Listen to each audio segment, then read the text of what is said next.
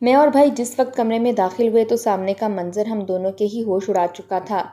میں تو کبھی خواب میں بھی نہیں سوچ سکتی تھی کہ ایسا بھی ہو سکتا ہے۔ میں گنگ کھڑی صدمے کے مارے کبھی ابا کو دیکھتی تو کبھی بھابھی کو۔ میرے ابا اس وقت فرش پر اوندھے منہ گرے پڑے تھے۔ ان کے ماتھے سے خون نکل کر فرش پر پھیل رہا تھا۔ پاس ہی گلدان ٹوٹا پڑا تھا جس کی کرچیاں ابا کے ہاتھوں میں پیوست ہو رہی تھیں۔ میری بھابھی ایک کونے میں اپنا منہ چھپائے بیٹھی دھاریں مار مار کر رو رہی تھیں۔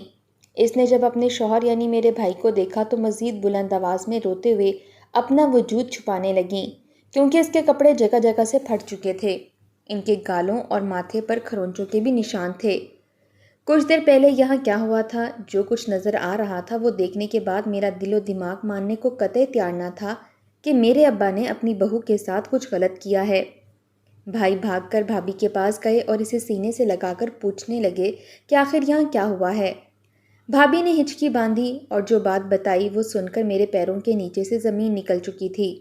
بھابھی روتے ہوئے کہنے لگیں کہ میسم، میں اور انکل گھر میں اکیلے تھے، بس اسی موقع کا فائدہ اٹھا کر انکل نے میرے ساتھ۔ بھابھی دھاڑے مار کر ایک بار پھر رونے لگی تھیں۔ کہنے لگیں کہ سسر جی کو میں بہت عزت دیتی تھی، مگر انہوں نے کبھی مجھے اپنی بیٹی کا درجہ نہیں دیا۔ ان کے اندر تو ایک شیطان چھپا تھا جسے آج میں نے واضح طور پر دیکھا۔ آپ کی عزت پر کوئی حرف نہ آئے اس خاطر میں نے انہیں گلدان مار کر بے ہوش کر دیا، ورنہ… بھابھی کے الفاظ میرا سر چکرا کر رکھ چکے تھے۔ مجھے 1000% یقین تھا کہ میرے ابا ایسا ہرگز نہیں کر سکتے۔ وہ انتہائی شریف اور معصوم تھے۔ انہوں نے تو آج تک کبھی مجھے نظریں اٹھا کر دیکھنے کی کوشش نہیں کی تھی، بھلا وہ بھابھی کے ساتھ کیسے کچھ غلط کرنے کی سوچ سکتے تھے۔ میں رونے لگی اور بھاگ کر ابو کے پاس گئی۔ وہ بے ہوش ہو چکے تھے۔ میں روتے ہوئے سخت لہجے میں بولی کہ کیوں جھوٹ بول رہی ہو بھابھی؟ ابو ایسا ہرگز نہیں کر سکتے، یہ بھی تمہارا ہی کوئی نیا کھیل ہوگا۔ کیوں میرے ابا پر الزام لگا رہی ہو؟ کیا ملے گا تمہیں ایسا کر کے؟ بھائی جو پہلے ہی صدمے سے آگ بگولا ہو رہا تھا، جب میرے منہ سے یہ سنا تو فوراً میرے قریب آیا اور اگلے ہی لمحے میری گال پر تھپڑ مار دیا۔ میں سسک کر رہ گئی۔ اس کے بعد وہ باہر گیا اور پانی سے بھرا ہوا جگ لے کر آیا اور سارا ابا پر انڈیل دیا۔ ابا ہڑبڑا کر ہوش میں آنے لگے۔ ان کی سفید داڑھی جو ان کی عزت اور نیک نامی کی گواہ تھی، پانی سے بھیگ چکی تھی، مگر بھائی پر تو بھابھی کے آنسو اپنا کمال دکھا چکے تھے۔ انہوں نے اس کے بعد کچھ ایسا کیا کہ میرا وجود کانپ اٹھا۔ پہلی بار بھائی نے ابو کو گریبان سے پکڑ کر اٹھایا تھا۔ بھائی کی اس گستاخی پر میں کانپ اٹھی اور فوراً بھائی کو بھی ویسے ہی گریبان سے پکڑ کر ابا سے دور کرنے لگی۔ میں روتے ہوئے چلا رہی تھی اور چلا کر انہیں ابا سے دور کر رہی تھی، مگر بھائی نے مجھے ایک ہی جھٹکے سے خود سے دور کیا اور پھر ابا کو مارنے لگے۔ نہ آسمان گرا تھا نہ زمین پھٹی تھی۔ میرا مزدور باپ جس نے ہمارا پیٹ بھرنے کی خاطر خود کئی کئی دن فاقوں میں گزارے تھے، آج اسی با کردار باپ کو میرا بھائی مار رہا تھا۔ میں بھائی کے قدموں میں گر گئی اور اسے ابا کو چھوڑنے کا کہنے لگی، مگر اس پر تو جنون سوار ہو چکا تھا۔ وہ تو یہ بھی بھول بیٹھا تھا کہ یہ شخص اس کا سگا باپ ہے۔ مجھ سے جب کچھ نہ بن پڑی تو فوراً بھاگ کر بھابھی کے پاس گئی، جو اب کھڑی سینے پر ہاتھ باندھے یہ منظر دیکھ رہی تھیں۔ میں بھابھی کے پاس گئی اور روتے ہوئے کہنے لگی کہ خدا را بھائی کو روکیں، وہ جیسے ابا کو مار رہے ہیں کہیں کچھ اور ہی غلط نہ ہو جائے۔ مگر بھابھی کے روتے ہوئے چہرے پر اس پل اچانک ایک مسکراہٹ پھیلی تھی۔ وہ مسکراتے ہوئے چبھتی ہوئی نظروں سے مجھے گھور کر کہنے لگیں، پریشے رانی، کیا ہوا اب؟ نکل گئی ساری چالاکی؟ جب تک میرے قدموں پر گر کر ناک رگڑتے ہوئے معافی نہیں مانگو گی اور مجھے وہ ویڈیو اور اس کی تمام تر کاپیز نہیں دو گی۔ بھابھی کے الفاظ سن کر میں بے بسی سے روتے ہوئے زمین پر گری تھی۔ یہ جو کچھ بھی ہو رہا تھا میری ہی وجہ سے ہو رہا تھا۔ میں بھائی کا بھلا کرنے کے چکر میں اپنے باپ کی تکلیف اور تہمت کا باعث بنی تھی۔ میں نے ایک نظر ابا کو دیکھا اور فوراً بکھلا کر بھابھی کے قدموں میں گر گئی اور بولی کہ مجھے معاف کر دیں، میں آپ کا راز کبھی بھی بھائی کو نہیں بتاؤں گی، اپنے موبائل سے ویڈیو بھی ڈیلیٹ کر دوں گی، بس ابا کو بچا لیں۔ اتنا سننا تھا کہ میری بھابھی نے فوراً مسکراہٹ سمیٹ کر چہرے پر اداسی اور کرب بیدار کیا اور پھر سسکتے ہوئے بولی، میسم بس کر دیں اور مت ماریں ورنہ مر جائیں گے انکل۔ بس اگر آج کی مار انہیں یاد رہی تو دوبارہ یہ میرے ساتھ ایسا کرنے کی جرت نہیں کریں گے۔ بھابھی کی بات سن کر بھائی رک چکا تھا۔ وہ ابا کو وہیں چھوڑ کر بھابھی کے ساتھ کمرے میں چلا گیا، جبکہ میں بھاگتے ہوئے ابا تک آئی اور انہیں دیکھ کر پھوٹ پھوٹ کر رونے لگی۔ آج جو ہوا تھا اس کے بارے میں نے کبھی خواب میں بھی نہیں سوچ رکھا تھا۔ میرے ابا کراتے ہوئے ایک ہی بات کہہ رہے تھے کہ میں نے ایسا کچھ نہیں کیا، میں بے قصور ہوں، یہ تہمت ہے۔ میں جانتی تھی میرے ابا ایسا نہیں کر سکتے۔ میں انہیں بستر تک لائی، ان کے وجود کا جوڑ جوڑ درد کر رہا تھا۔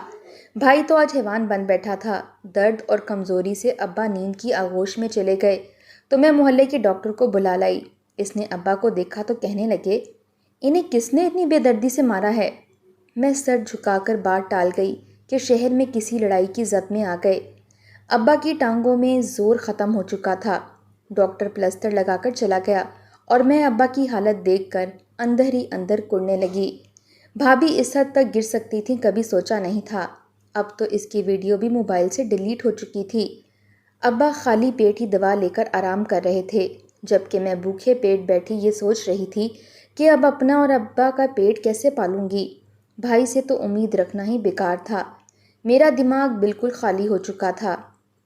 میرے ابا مزدور تھے، ان کی عمر کافی ہو چکی تھی، مگر اس کے باوجود وہ جوان بیٹے کے ہوتے ہوئے بھی محنت مزدوری کر رہے تھے۔ میں اپنے بابا کی اکلوتی بیٹی تھی، وہ مجھ سے بے حد پیار کرتے تھے۔ امی کے جانے کے بعد انہوں نے مجھے ماں اور باپ دونوں کا پیار دیا۔ وہ میرا بہت خیال رکھا کرتے تھے، میں بھی ان پر جان وارتی تھی۔ میرے ابا امیر نہ تھے بلکہ ایک دہاڑی دار مزدور تھے۔ اس کے باوجود انہوں نے میری آج تک ہر خواہش پوری کی تھی۔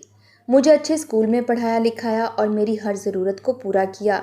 وہ کہا کرتے تھے کہ تبسم میری آنکھوں کی ٹھنڈک ہے، اس کا مسکراتا ہوا چہرہ دیکھتا ہوں تو میری ساری تھکاوٹ اتر جاتی ہے، یہ میرے ہر زخم کا مرہم ہے۔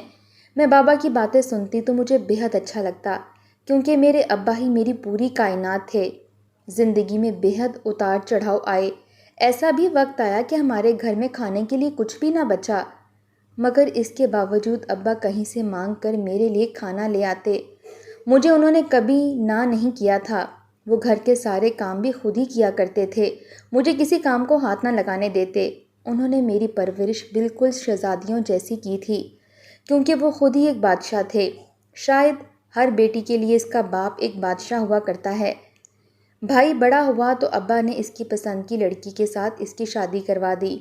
بھابھی کے لیے صرف بھائی کی ہی اہمیت تھی، جبکہ بھابھی کو گھر میں دیکھ کر مجھے لگتا تھا کہ شاید مجھے ایک اچھی دوست اور بہن مل جائے گی، مگر بھابھی کا تو مزاج ہی کچھ اور تھا۔ بھائی نے پڑھ لکھ کر نوکری کرنا شروع کی تو ابا بھی مزدوری چھوڑ کر گھر بیٹھ گئے، کیونکہ بھائی کی تنخواہ اچھی تھی، اس سے ہمارا گزارا اچھا ہو جایا کرتا تھا۔ مگر دھیرے دھیرے بھابھی نے اپنا رنگ دکھانا شروع کر دیا۔ ابو مجھے کسی بھی کام کو ہاتھ نہ لگانے دیا کرتے تھے، سارا کام یا تو بھابھی کرتی یا میرے حصے کے کام ابو کر دیا کرتے تھے۔ بھابھی کو اس بات سے اب چڑ ہونے لگی تھی۔ وہ جب بھی مجھے کوئی کام کہتی تو میرے ابو کہتے کہ وہ مجھے بتا دو، میں کرتا ہوں، اس کو پڑھنے دو۔ انہیں اب مجھ سے اور میرے ابو سے چڑ سی ہونے لگی تھی۔ بھائی اس وقت تک ہمارے ساتھ اچھا تھا۔ بھابھی نے کتنی بار بھائی کو شکایت لگائی کہ آپ کی بہن ہر وقت بیٹھی رہتی ہے، مگر بھائی نے کوئی دھیان نہ دیا۔ وہ کہنے لگے اس گھر میں کام ہی کتنا ہوتا ہے، ابو نے تو اسے اپنے ہاتھ کا چھالا بنا کر رکھا ہوا ہے۔ کچھ وقت گزرا تو بھابھی نے بھائی کے دماغ میں زہر بھرنا شروع کر دیا۔ ابا نے بھی دوبارہ سے مزدوری کرنا شروع کر دی۔ دھیرے دھیرے بھائی نے بھی ہم سے ہاتھ کھینچ لیا تھا۔ ابا کو بھائی کے سامنے ہاتھ پھیلانے پڑتے، مگر وہ 150 کے علاوہ کچھ بھی رقم ابا کے ہاتھ پر نہ رکھتے تھے۔ آخرکار ابا نے میرا اور اپنا خرچہ اٹھانے کے لیے ایک بار پھر سے مزدوری کرنا شروع کر دی۔ وہ سارا دن مزدوری کیا کرتے تھے۔ اب تو ان کی اچھی صحت بھی نہ رہی تھی، وہ کافی بیمار رہنے لگے تھے، مگر اس کے باوجود وہ میری خاطر کام کرنے جایا کرتے۔ ایک بار بھائی گھر آیا تو وہ اپنے ساتھ سرخ تازہ سیب لایا۔ انہیں دیکھ کر میرا جی للچانے لگا، دل چاہا کہ فوراً سے اٹھا کر کھا لوں۔ آج تو بھوک بھی بہت لگی تھی۔ میں نے بھائی کے لائے ہوئے سیب میں سے جو ہی ایک سیب اٹھایا تو فوراً بھابھی نے میرے ہاتھ سے وہ چھین لیا اور کہنے لگیں کہ خبردار جو ان سیبوں پر نظر بھی ڈالی ہو، یہ میرے شوہر کے پیسوں سے آئے ہیں، مجھے ان سیبوں کی زیادہ ضرورت ہے، اتنا ہی کھانے کا دل کر رہا ہے تو اپنے ابا سے کہو، وہ تمہیں لا کر دے دیں گے۔ بھابھی حاملہ تھی، اس وجہ سے بھائی اس کا ہر ناز نخرا اٹھا رہا تھا اور یہ سیب بھی اسی کے لیے لایا تھا۔ میں نے جب یہ الفاظ سنے اور بھائی کو بھی بھابھی کو تائید کرتے دیکھا تو میرے چہرے پر زردی سے آنے لگی، آنکھوں میں آنسو آ چکے تھے۔ آج تک کسی نے میرے ساتھ ایسے بات نہیں کی تھی۔ میں نے چپ چاپ اسے واپس شاپر میں رکھا اور کمرے میں آ گئی۔ رات کو ابا گھر آئے تو وہ ایک سوکھی تنور کی روٹی اور ساتھ تھوڑی بہت ہوٹل کی بچی ہوئی گریوی لائے، جس کا ذائقہ بے حد برا تھا۔ آج وہ اتنا ہی کما پائے تھے کہ یہ لا سکیں، اس لیے ہم دونوں باپ بیٹی نے بامشکل وہی حلق سے نیچے اتارا، جبکہ بھائی اور بھابھی نے تو آج خوشبودار کھانے بنائے تھے جن کی خوشبو ہماری بھوک اور بڑھانے لگی تھی۔ مگر ہم نے ان سے کچھ بھی نہ مانگا اور جو ملا اس پر شکر ادا کر کے سونے لگے۔ بھائی نے تو اب سب کچھ الگ کر دیا تھا۔ میں اپنا اور ابا کا کھانا الگ بنایا کرتی تھی اور وہی کھاتی جو ابا لا کر دیتے۔ میرا تو جیسے بھائی کی کمائی پر کوئی حق ہی نہ تھا۔ بھابھی حاملہ تھیں تو میں ان کا تھوڑا بہت کام میں ہاتھ بٹانے لگی، مگر ایک روز میں نے کچھ ایسا دیکھا جسے دیکھنے کے بعد میرے ہوش اڑ گئے۔ بھابھی اپنے کمرے میں کھڑی کسی سے فون پر بات کر رہی تھیں، اور وہ جو بات کر رہی تھیں وہ سن کر میری جان نکلنے لگی۔ وہ فون پر کسی لڑکے سے بات کر رہی تھیں اور انتہائی محبت بھرے لہجے میں اسے اپنے پیار کے دعوے کرتے ہوئے کہہ رہی تھیں کہ یہ حاملہ ہونا تو صرف بہانہ ہے، بس جیسے ہی اپنی تھوڑی اور خدمت اور کچھ پیسے میسم سے نکلوا لوں تو فوراً گھر چھوڑ کر تمہارے پاس آ جاؤں گی۔ اس کے بعد میں اور تم اپنے اگلے شکار کے لیے نکل جائیں گے۔ بھابھی کے یہ الفاظ سنے تو میرے پیروں کے نیچے سے زمین نکل گئی۔ میں نے ان کی یہ ویڈیو اپنے موبائل میں ریکارڈ کرنا شروع کر دی۔ ان کی ایک ایک بات اور ان کا حاملہ ہونے کا ڈرامہ موبائل میں ریکارڈ کر چکی تھی۔ اتنا سچ سب کو دکھانے کے لیے کافی تھا، مگر تبھی میرے موبائل پر کال ٹون بجنے لگی۔ وہ کمپنی والوں کی جانب سے کال آئی تھی۔ میں نے اس وقت کو کوسا تھا جب میں نے موبائل سائلنٹ نہیں لگایا تھا۔ بھابھی نے مجھے ایسا کرتے ہوئے دیکھ لیا۔ پہلے تو ان کے اوسان خطا ہوئے، مگر پھر میری جانیں بڑھیں اور موبائل چھیننے لگیں۔ میں نے کہا کہ اب آپ کی حقیقت میرے سامنے آ چکی ہے، میں آپ کا سچ بھائی کے سامنے لا کر رہوں گی۔ آپ کی وجہ سے میرے ابو اس عمر میں بھی مزدوری کر رہے ہیں۔ بھابھی کچھ دیر کے لیے پریشان ہو گئی، مگر اب ان کا بھانڈا میرے سامنے پھوٹ چکا تھا۔ میں کمرے میں گئی تو تبھی ابا بھی وہاں آ گئے اور مجھ سے کھانا مانگنے لگے۔ ان کی طبیعت کچھ خراب محسوس ہو رہی تھی۔ میں نے انہیں جو بھی کھانا بچا تھا وہ دیا اور دوا دے کر سلا دیا۔ وہ اپنے کمرے میں لیٹ چکے تھے اور میں کچن میں آ کر تھوڑا بہت کام کرنے لگی۔ میں چونک کر بھابھی کو دیکھ رہی تھی، آخر وہ کرنے کیا والی تھیں۔ اس وقت جب کہ ابا کمرے میں سو رہے تھے، بھابھی چپکے سے ان کے کمرے میں گھس چکی تھیں۔ آج سے پہلے تو انہوں نے کبھی ابا کے کمرے میں جانے کی زحمت نہیں کی تھی، تو پھر اس وقت جانے کا کیا مطلب تھا؟ میں فوراً اٹھی اور تجسس سے ان کے پیچھے جانے لگی۔ کمرے کا دروازہ اندر سے بند ہو چکا تھا۔ میرے دل میں کئی وسوسے ابھرنے لگے۔ آخر اس وقت بھابھی کا اب کمرے میں جانے کا کیا مقصد تھا؟ نیم کھلی کھڑکی سے میں نے اندر جھانک کر دیکھنا چاہا۔ میرا موبائل اس وقت وہیں کمرے میں پڑا تھا جہاں پر ابا سو رہے تھے۔ نیم کھلی کھڑکی میں مجھے بھابھی نظر آ رہی تھیں، مگر جو کچھ میں نے دیکھا وہ دیکھنے کے بعد میرے ہوش اڑ گئے۔ پہلے تو مجھے سمجھ ہی نہیں آ رہی تھی کہ بھابھی ایسا کیوں کر رہی ہیں۔ انہوں نے اپنے وجود پر موجود کپڑوں کو دھیرے دھیرے پھاڑنا شروع کر دیا، یوں جیسے کسی نے نوچ کر پھاڑا ہو۔ اس کے بعد اپنے ہاتھ میں موجود چوڑیوں کو توڑا اور ان سے اپنے وجود پر کٹ لگانے لگیں۔ میں تو دنگ رہ چکی تھی۔ آخرکار ایسا کرنے کی وجہ کیا تھی؟ وہ خود کو زخم لگانے کے بعد ابا کی جانب بڑھیں۔ میری تو آنکھیں حیرت سے پھٹی کی پھٹی رہ چکی تھیں۔ آخر ان کا ایسا کرنے کا مقصد کیا تھا؟ انہوں نے وہاں پڑا گلدان فرش پر مار کر توڑا اور توڑ کر میرے ابا کے سر پر مارتے ہوئے ان کا سر زخمی کر دیا۔ وہ جو پہلے ہی بخار کی شدت میں تپ رہے تھے، اس وقت ان پر نیم بے ہوشی سی طاری ہونے لگی۔ میں نے جب یہ منظر دیکھا تو بھاگ کر دروازے کی جانب گئی اور چلاتی ہوئی دروازہ کھولنے لگی اور بولی کہ بھابھی دروازہ کھولیں، آخر آپ اندر کیا کر رہی ہیں؟ تبھی بھائی بھی آ گئے اور پھر جو منظر بھابھی نے پیش کیا وہ دیکھ کر تو میرا سر شرم سے جھکا تھا۔ آخر وہ کیسے اتنا بڑا الزام لگا سکتی تھیں؟ میں نے روتے ہوئے آنکھیں کھولیں اور سامنے اپنے ابا کو دیکھنے لگی جو اب ٹوٹی ہوئی ٹانگوں کے ساتھ بستر پر پڑے تھے۔ بھابھی نے موبائل سے وہ ثبوت بھی مٹا دیا تھا۔ وہ کس قدر خطرناک ثابت ہوئی تھی یہ میں نے خواب میں بھی نہیں سوچا تھا۔ اب تو ابا بستر پر پڑ چکے تھے اور بھابھی کو الگ موقع مل چکا تھا کہ وہ مجھے اذیت دے سکے۔ بھائی گھر سے جاتا تو وہ مجھے اپنی نوکرانی سمجھ کر سارے کام کروانے لگتی۔ اب تو بھائی کو بھی اس سے کوئی فرق نہیں پڑتا تھا۔ وہ کہنے لگی کہ اگر تم سارا دن نوکرانیوں کی طرح میرا ہر حکم مان کر کام کرو گی تو میں بدلے میں تمہیں 2 وقت کا کھانا دے دیا کروں گی۔ وہ بھائی کے جذبات سے کھیل کر ان سے پیسے بٹورتی رہتی۔ بھائی کو بھی کوئی خاص فرق نہیں پڑتا کہ وہ ہمارے ساتھ کیا کر رہی ہیں۔ ابو کی ٹانگوں میں شدید درد رہتا ہو، ان کی ٹانگیں ٹوٹ چکی تھیں۔ وہ اپنی بے بسی پر رونے لگے تھے، مگر اب کیا ہو سکتا تھا؟ میں سارا دن کام کرتی رہتی اور جب تھک ہار کر بستر کے قریب جاتی تو اس وقت بھائی گھر آ جایا کرتے۔ بھابھی روتے ہوئے بھائی سے کہنے لگیں کہ دیکھو نا، آج میری طبیعت خراب تھی تو میں نے تبسم کو یہ کام کرنے کو کہا، مگر اس نے صاف منع کر کے کہا کہ خود کر لو، مجھ سے نہیں ہوتا۔ میرے ساتھ اتنا سب کچھ ہوا مگر اس کے باوجود دیکھو مجھے ہی اس کا قصوروار ٹھہراتی ہے۔ اسے تو میری حالت کی بھی کوئی پرواہ نہیں، مجھے دھکا دے کر گرانے کی بھی کوشش کی ہے۔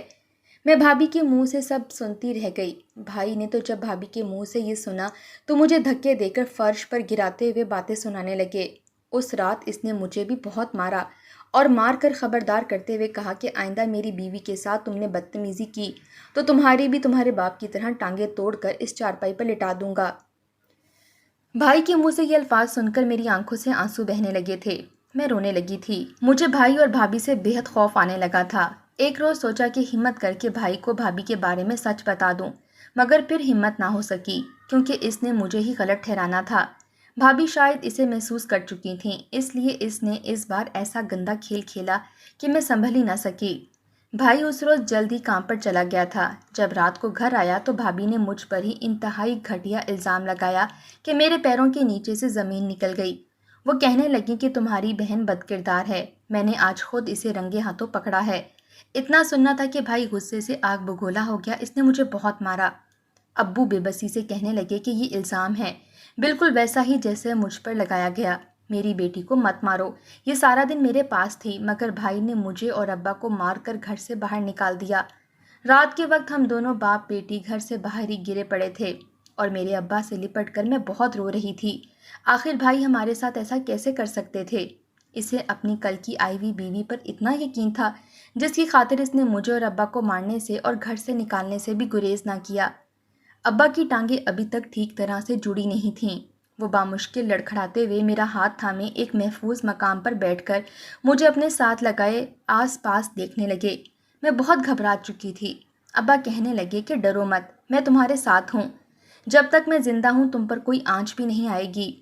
ہم گھر سے کچھ ہی دوری پر موجود تھے۔ ساری رات ہم نے یوں ہی بیٹھے گزار دی تھی۔ اچانک جب میں ابا کے کندھے پر سر رکھے ہوئے سو گئی تھی، میری آنکھ ایک شور کے ساتھ کھلی۔ میں بکھلا کر آس پاس دیکھنے لگی کہ یہ شور تو ہمارے گھر سے آ رہا تھا۔ بھائی بہت زیادہ چلا رہے تھے۔ میں اور ابا پریشان ہو گئے، نہ جانے گھر میں کیا ہوا تھا۔ میں فوراً اٹھ کر گھر کے اندر جانے لگی۔ جب گھر کے اندر جا کر دیکھا تو جو منظر دیکھا میرے رونگٹے کھڑے ہو گئے۔ بھائی بھابھی کو بہت مار رہے تھے جبکہ بھابھی خود کو بچانے کی کوشش میں لگی تھی۔ سامنے ہی پیسے اور زیورات سے بھرا بیگ پڑا تھا، یعنی بھابھی کی اصلیت سامنے آ چکی تھی۔ وہ آج گھر سے بھاگنے والی تھی کہ ذرا سی آہٹ پر بھائی کی آنکھ کھل گئی اور اس نے بھابھی کو رنگے ہاتھوں پکڑ لیا۔ بھابھی مار کھا کے ادمری ہو چکی تھی۔ وہ ایک شخص کے ساتھ مل کر کئی وارداتیں کر چکی تھی۔ بھائی کو بھی اس نے اپنے حسن کے جال میں پھنسا لیا تھا۔ بھائی نے فوراً اسے پولیس کے حوالے کر دیا۔ یہ سب کرنے کے بعد بھائی کتنی ہی دیر ابا کے قدموں میں گر کر دھاڑے مار مار کر روتا رہا اور معافی مانگتا رہا، جبکہ ابا نے اس سے اپنا منہ پھیر لیا تھا۔ وہ کہنے لگے میں تمہیں زندگی میں کبھی معاف نہیں کروں گا۔ تم نے جو کچھ میرے ساتھ اور میری بیٹی کے ساتھ کیا ہے، وہ بھی کل کی آئی ہوئی لڑکی کے لیے، میں تمہیں ہرگز معاف نہیں کروں گا۔ بہرحال بھائی ہمیں گھر لے کر جا چکا تھا مگر ابا نے بھائی کو کبھی معاف نہ کیا۔ وہ شرمندہ تھے اور دل و جان سے ابا کی اور میری خدمت کرنے لگے۔ وہ بہت دکھی تھے، ہر روز ابا سے معافی مانگتے رہے مگر ابا جب تک زندہ رہے انہوں نے بھائی کو معاف نہ کیا۔